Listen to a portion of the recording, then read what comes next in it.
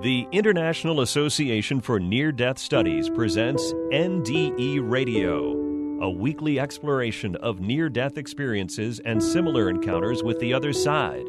Now, here's your host, Lee Witting. Welcome to NDE Radio, brought to you by IANDS, the International Association for Near-Death Studies. I'm your host, Lee Witting. Our guest today, Genny Krackau, is the author of Beyond the Explosion, Stories of Light, a compilation of combat near-death experience stories. Genny is a life resident of San Antonio, Texas, and has spent the majority of her civil service career working in the U.S. Army Medical Department. Following her retirement from the U.S. Army Medical Command at Fort Sam Houston, she worked several government contract jobs in clinical research.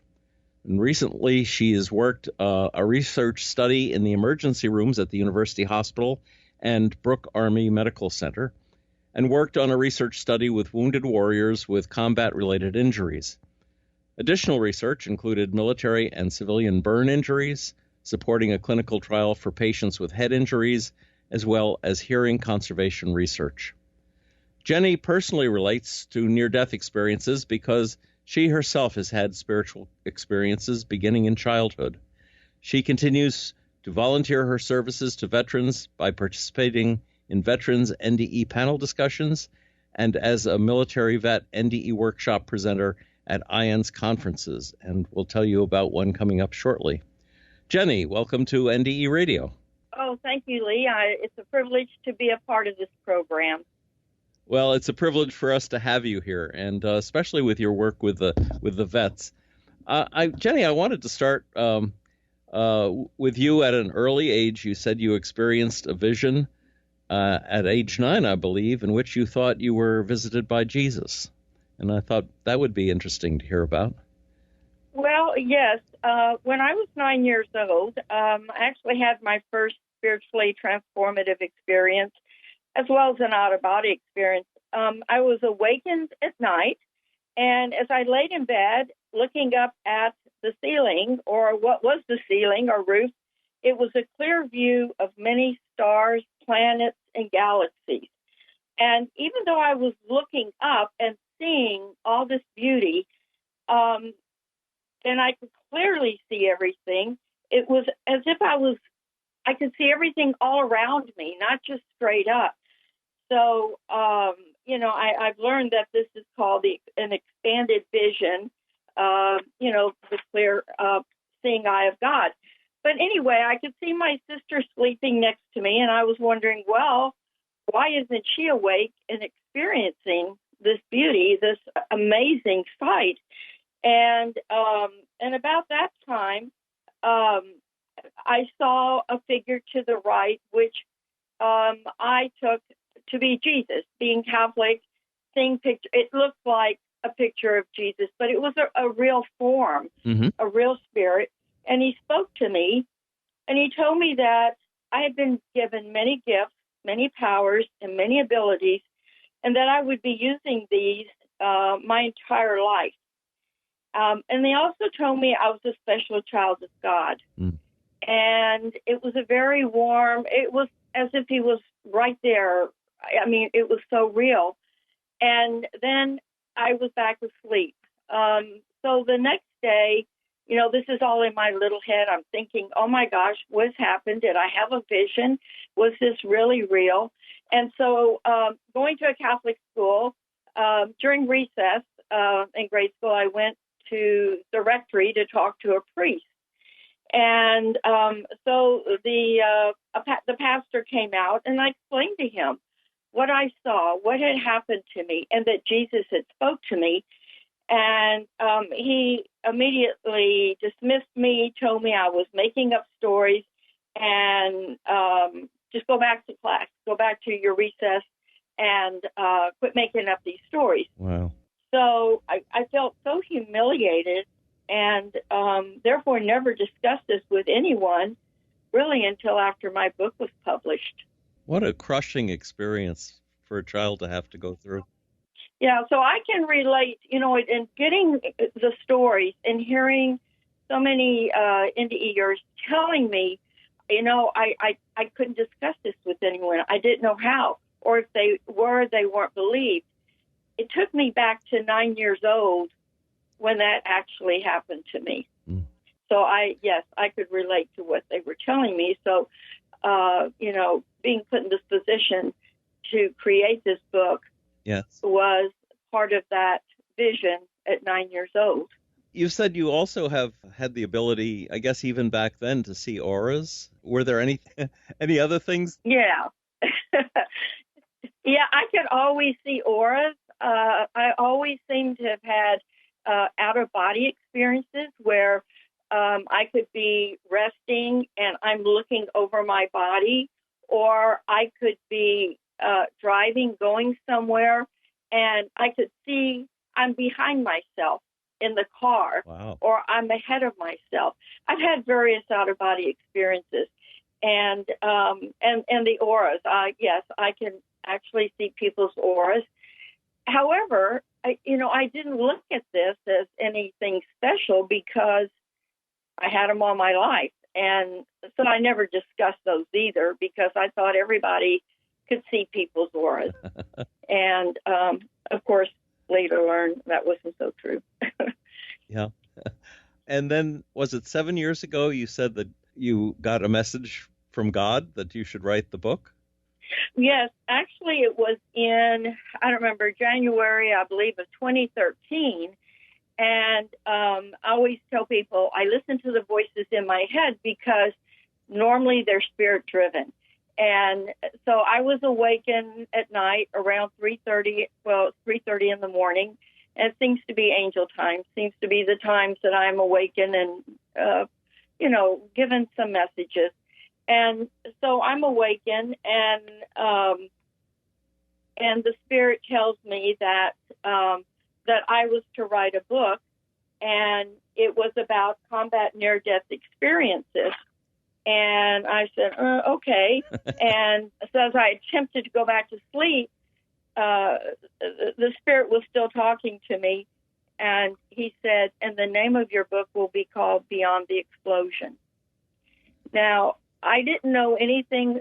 I knew very little about near-death experiences. My dad had one about 3 months before he passed during a medical procedure, and he told me about it. And he said, I don't want you to tell your mother about this. I don't want you to tell anybody about this. And again, he had the feeling that no one would believe his story. So just, for those couple things, I really had no experience with NDEs. And so this was definitely a challenge. And I really didn't know how or where to begin. But I honored the Spirit by moving on and researching, talking to people.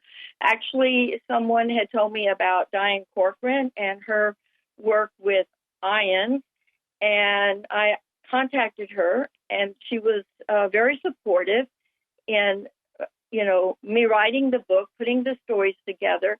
But she did indicate that it was not going to be an easy task, right? Because the experiencers want to tell you or talk to you about their story, but that's as far as they want to go. They don't want to see it in writing.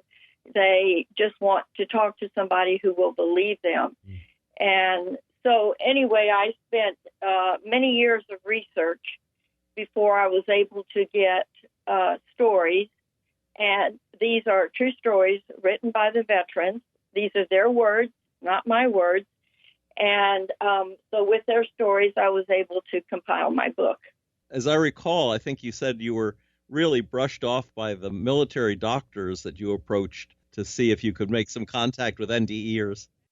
Oh, yes, I can. Yes, at that time I was working in the Brooke Army Medical Center emergency room, and as a researcher, and most of the staff knew who I was. And I had learned that an Army physician had just returned from, I believe, Iraq. And so one day I approached him, told him who I was and what I was doing on the side. I was trying to get these stories. And I wanted to know if he had that experience, if any of his patients in the combat zone had told him about near-death experiences, and his presence immediately changed, and he said, "Look, I'm busy. I can't talk now." And he left. He walked away from me. So my feeling was that, yes, he probably heard these stories, but he didn't really know how to handle them. Yes. And then I also approached the chaplain's office at the military hospital to try to talk to a chaplain to see what stories they had received or how they have been involved with it. And I was never the administrative person at the desk would not allow me to talk to a chaplain about this. That's so crazy. Yeah, and I think it kind of brings us around to, what Lilia has been talking to, and the her coining the gap of care, and that is because they fear they will not be believed, or even worse, they're going to be rejected. They'll be ridiculed. They'll be mocked. They'll be misdiagnosed, and so we're trying to open the door for our experiencers to be able to talk about their experiences and having a good source to go to. Well, military especially are wary of telling stories like this because they can be considered crazy or just sidelined, that they'll never get promotions again because, they're talking about their near-death experience. I know that is so unfortunate. And I think we're in the right time right now with, with my book. It is a one of a kind. It's all true stories written by the experiencers, and also with what, the gap of care, Lilia's gap of care, and trying to educate the clinicians. Right. Now, I understand your big breakthrough came in getting stories when the Military Times wrote a big article about you, about near-death experience, basically. Yes, that's true. I was approached, I think it was a year or so after I was trying to get the stories, doing my research, by an editor at the Military Times. And the Military Times also branches out. The stories in their newspaper is also picked up by Army, Navy, Marines, and Air Force Times. So it's printed in all these newspapers. So they contacted me, and we did an interview. I told them about Diane, and they contacted her as well. And so we had maybe like 2/3 of a page on NDEs, and from that news article, I was able to get, I had many contacts from military who have had near-death experiences. So that definitely helped me. I was extremely grateful for that. How many responses did you get from that? Do you recall? Oh no, I was getting a lot of responses. Excuse me. However, I was talking to everybody. Every email I received, I responded. I said, "Send me your phone number. I want to talk to you." I would talk to them, and some of their stories were not NDEs, OBEs, or STEs. Some of them were just stories. Mm-hmm. They just wanted to talk about some things that happened while they were in combat, or some things that happened while they were seen in a veterans hospital, things like medical care. So I had a lot of calls that were not even related. Mm-hmm. So I spent time with these callers and had to weed through what was true and what wasn't true. And then from all of those, I probably got maybe 10 or 15 good stories. And I wanted them in writing. Either they could dictate to me or they could write me their story, because I wanted to know what led up to their NDE or other experiences, and how that affected them afterwards and in their life now. So that proved to be a challenge. Some of them didn't want to do that. Mm-hmm. And I can't just, from a conversation, create a story because I wanted it to all be true facts, and I wanted it written from them. So anyway, it was a challenge. Yes. It was definitely a challenge. In your book, they're all predominantly positive stories, even though they came out of tragic circumstances. I mean, all kinds of wounds and explosions and so forth.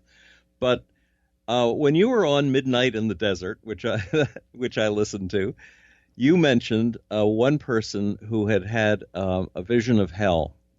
And I was hoping you would tell us that story because we don't hear those very often. The dark or distressing NDEs are rare. Yes. But they do exist. And if you could tell that story, it'd be very interesting. I was volunteering because I have volunteered at 4 or 5 of the IANDS conferences, and it was the one here in San Antonio. And one of the volunteers actually was a veteran and who had an NDE. And while we were in the break room one day, he told me, he said, I want to tell you about something that happened to me while I was in Vietnam. and he said that he was in like a little bunker tent kind of thing while there was some bombing going on, and his shelter was hit, and he was injured. But he said, I did not go to the beautiful place that everybody talks about. I wasn't having out of body, experiencing everything. I didn't go through the light, through the tunnel. I didn't see any of that. Instead, I went to a very, very dark place. Now, he did not describe the dark place, but he felt he had gone to hell. And he said it was so awful and so horrible. And this man was visually shaken in my presence. He could hardly talk about it. He was there. He was at that experience while he was talking to me. And he said, I was in a very dark place, and I had to get out. I knew I had to get out. I did not want to stay. I begged God to get me out, And he said he had to scratch and crawl through this dark space, this dark tunnel, like to get out. And finally, he was able to get out, and he returned to his body. And I really wanted his story because it's a contrast to other, like you said, to other stories that we hear when people have NDEs. And he said he would think about it. And I encouraged him to see some of the healers at the conference. And he did. And he said it helped. But it was very difficult for him to let go of what happened to him, 40, 50 years ago. So he and I called him, I emailed him afterwards, and he just said he could not do it. He could not give me a story. He did not want to. And I said, look, you can remain anonymous. I don't have to print your name. And he said, no, I can't do it. But he did talk to me about it. And he talked to some of the healers. I hope that helped him somewhat. I wish I could have done more. It can be terribly traumatic. It was. To have a DNDE like that. Anyway, well, thank you for telling that story. Let's talk about some of the stories in your book. For instance, the fellow who rose out of his body up above the airplanes that were bombing and strafing, above the helicopters, and had this incredible feeling of peace, and then woke up in a body bag. Okay. Yes, he was fighting in a battle in Vietnam, and he was injured very severely. And during that injury, he left his body, and he felt a spirit about him, a hand on his shoulder, who led him. He was now above, overseeing the entire battle. He was seeing his unit being attacked. He saw the helicopters. He saw everything. And then when that was over, he was in a body bag. And he said everything was black. So he felt no pain. He just said everything was black. And then when they were loading all the body bags into the helicopter, there was they were just dropping the bodies because there were so many. And he made a sound. And somebody said, "Oh, my God, he's alive." So that's what happened with him. So he had his NDE, and he was dead. They declared him dead. They had a toe tag on him, and he was in the body bag. He had many, many months of recovery because he had some massive injuries. And he kept asking himself during all of this, why me, God? Why did I have this NDE? Why am I going through all of this? But as he recovered, and then he went on to get a BS in education, and he felt like his goal was to teach children, to teach people, really what life is all about and how important. He wanted to show everybody what was important in life, that we should have faith in God, we should love our family, we should love one another, and we should encourage them to do their best.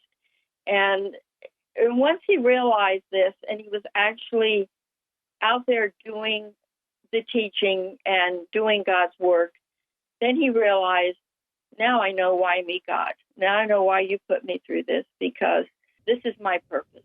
Yes. There's a wonderful story, I think it's the third one in the book, from a man named Michael, who later became a pastor. I think you said he was a Navy pilot. Yeah. Crashed in a water channel or a rice paddy and was drowning, or did drown, and perhaps.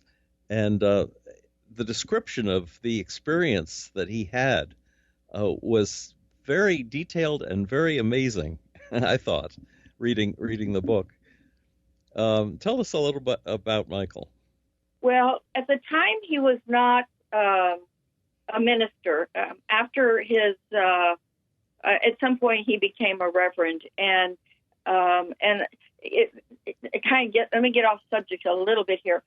Just going through all these conferences, listening and reading NDE stories, I'm finding that a lot of the experiencers who may be clinicians or may be regular people, they have then changed their course of life. They have a different purpose now.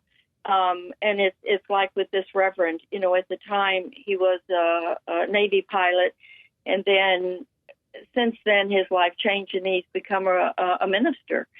So, we don't always know what, sometimes we don't know what our purpose in life is, and it takes big incidents like this to do this. But when they were shot down, he was in a rice paddy, and he would be coming in and out of it. There were times when he was having the NDE, and he was experiencing other feelings, thoughts, images. Then he would go back to his body again, and he was having a difficult time breathing. And he'd have to keep telling himself, you got to breathe, you got to keep breathing, you got to keep doing whatever he was doing to stay alive. Mm-hmm. Not necessarily breathing underwater, but he had to do what he had to do to stay alive. And so I'm kind of looking at the book. He said he could hear machine gun fire all around him. He heard a stranger's voice yelling, "You got to breathe, sir, you got to breathe."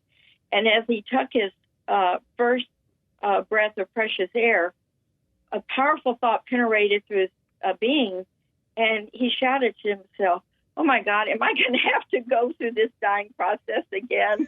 So there's a little humor there.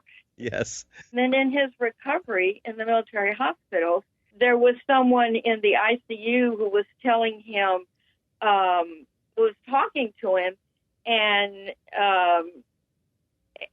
he said, "You're not dead." He said, and he replied, "No, I'm not dead." And then later he described this person, and this later when he was after he had gotten out of the military, and he was describing this person as someone who was taking care of him, and And then at the reunion, and he was wearing white scrubs. Well, we know they don't wear white scrubs. And he was informed, he says, no one wore white scrubs in Vietnam. So there he had his spirit guide, his angel, guardian angel, somebody helping him through his healing process. Yes. And the description of his NDE, too, with us, going toward infinity into the brightness. He said there was a pure one-note sound. And he was also given a choice whether he could turn to the next dimension if he stepped over a bar to the right, or if he went to the left, then he'd be back in his body. Right. And he was told you cannot take your knowledge with you. Yes. If you choose to go to the left, you will return to the world that you know. And so he chose to return.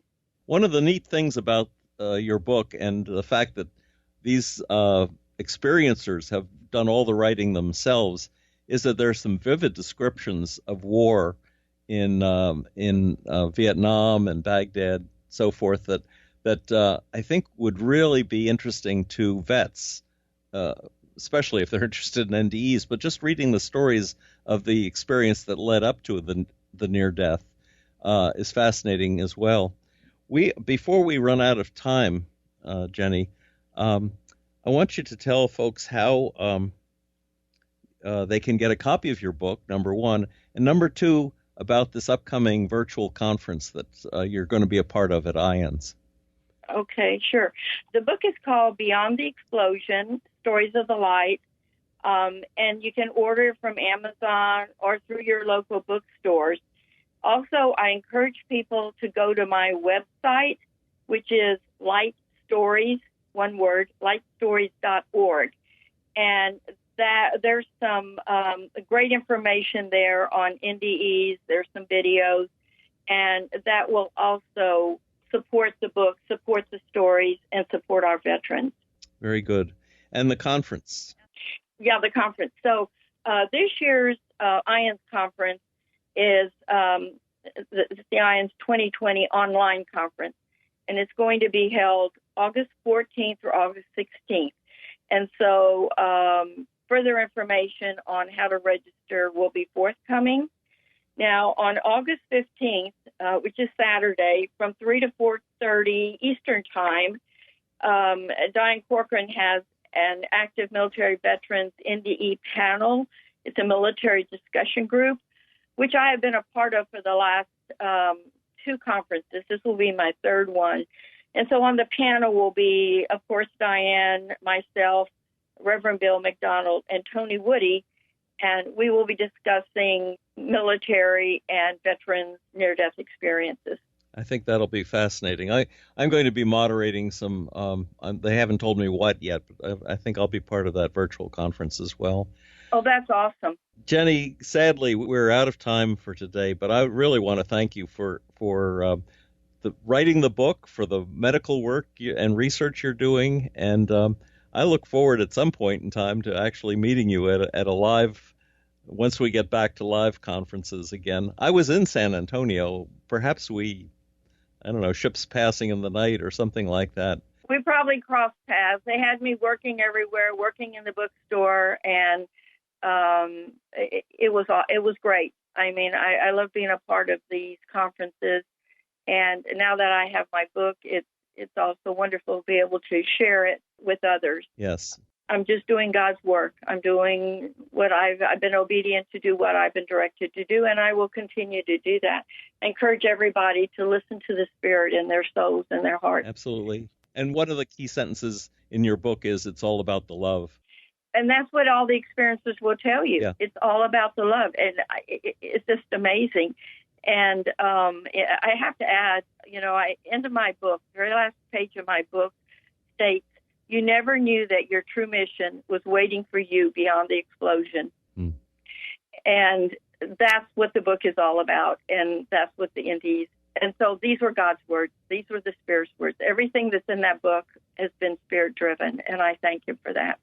Well, thank you, Genny, for sharing all this with us today, and I hope people will be able to attend that virtual conference. It's It's not as much fun as a live one, but it's certainly a lot less expensive. So anyway. Yes, I hope so too. I encourage it. Yes. Well, everyone out there, please stay masked and stay well. And until next Monday at 11 a.m. Eastern, this is Lee Witting saying thanks for listening.